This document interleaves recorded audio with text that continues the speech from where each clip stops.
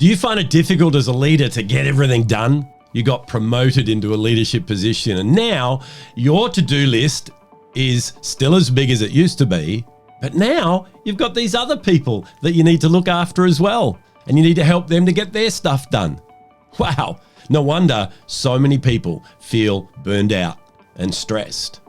Well, stick with me because this week I'm going to show you what I learnt to do to change this. And it starts up here. It's a mindset shift and then the behaviors to back it up that are going to release you to have more energy to get the things done that you want to get done.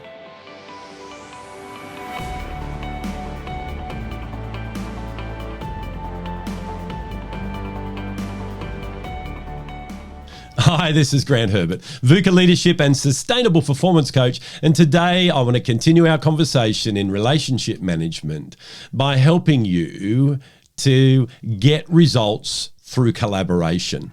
Throughout my entire corporate career, I was a bit of a loner. I used to just get stuff done, and I got it done well. The problem with that, though, was as I moved into positions of leadership, I didn't allocate bandwidth in my day to help others to get the results that they needed to get. A leader needs to be available, needs to be able to inspire and all the things that we've talked about. But I didn't grasp that.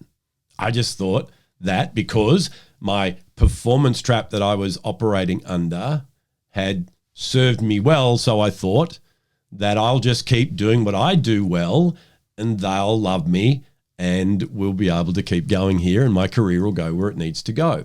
But unfortunately, there's a transition that you and I needed to make as a leader to go from somebody who was getting results from their own efforts alone to getting the results through people. In the work that I do, this key area is something that is a major problem for most of the leaders I work with. They continually tell me they don't have time to get enough done, that their people are eating into their day, that they're always putting out fires, all these things, and it's all working at effect rather than taking responsibility and looking at, well, hang on, what are you doing that's causing that problem? The main thing that I was doing and that they do is have a lack of trust in their people. That lack of trust in their people says, I'm going to micromanage them because I can't guarantee that they're going to get the results that I need, the ones that I'm going to be judged on, unless I'm there doing that. Or the other side of the equation is I'm not going to get them to do anything. I'm just going to do it all myself. Put your hand up right now if you've ever had an internal or external conversation, i.e. the words actually came out of your mouth that said, it's just easier for me to do it myself. Yet, in the same breath, think, I don't have time. It doesn't make logical sense. But it does to you and I when we're operating out of those uncertainties and those meanings and all the things that we've talked about before when we worked on our identity. There are 4 pillars to great teamwork, and I've talked about these before. The first one's communication, and we've looked at that. The second one is collaboration. The other 2 are how they handle change and how they negotiate through conflict. So collaboration is a key element in you being able to get your team from where you are now to where it is that you're all going together. Collaboration is coming together. It's using the knowledge, the skills, the energy, the ideas of individuals and putting them in a collective. To do this, you need to be a leader that's okay with not having all the answers. You need to be a leader that's okay that other people who are junior to you might know things that you don't know. I definitely did not like that at all. I wanted to know everything because if they knew stuff that I didn't know, then perhaps someone above me would see that, and you know the story that would go on, and I would convince myself that that person might get the job that I want or whatever uncertainty I was working on or working through at that particular time. Today's leader does not have the luxury of being across everything. And in fact, if you were, then your team wouldn't be necessary. A leader needs to be able to look at the strengths of their individuals. Build those bonds that we were talking about last week, and inspire in everybody that desire to use those gifts and talents to do what they can do and their part in this whole team collaboration. So to collaborate with others, the first thing we need to do as a leader is realize that it's okay that you don't have it all together, that you're going to make mistakes yourself, that you're going to say and do things which are going to rub people the wrong way. None of that matters in a team that is working together. I like to look at it like a rowing team. Those situations where there's a person at the back going, stroke, stroke, and then these people are lined up down the boat and they've got the oars, and every time the person at the back says stroke, they all hit the water at the same time. The oars all pull back the same amount.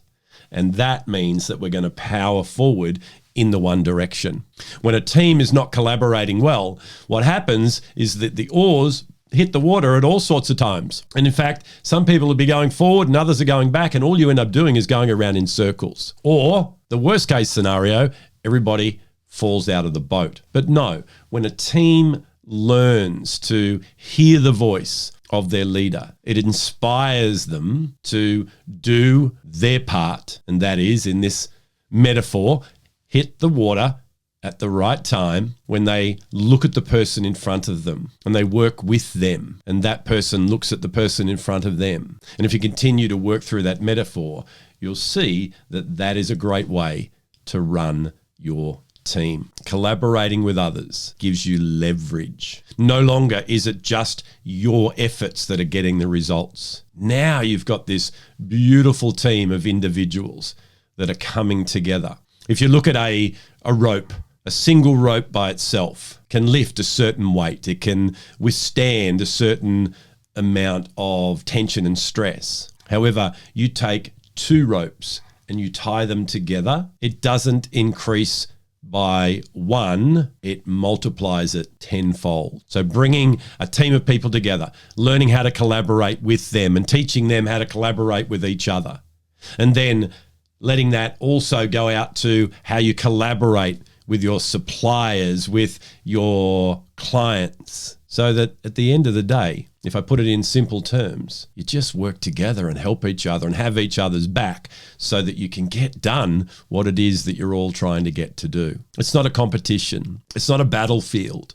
And I think sometimes with the word VUCA being used a lot of the times in business, which was a term that was coined by the American military to describe the difference in the battlefield environment at the end of the Cold War. I think a lot of people see their organization and their workplace as a battlefield, and it doesn't have to be. It can be a place of harmony, a place of unity, where people are okay with who they are as individuals. They're working on their identity, they're teachable, they're coachable, and you're able to then move forward without all that conflict and stress. So learning to collaborate is a culmination of all the skills we've been talking about. It's about being able to communicate in a positive way. It's about being able to manage the response to your emotions and be able to read and understand, or at least want to understand, have empathy around what the other person might be going through. It's about being able to build those bonds. It's about learning to be more agile. All the things we've talked about, you put that together in the individuals, you and your team can go anywhere. If you need some help in being able to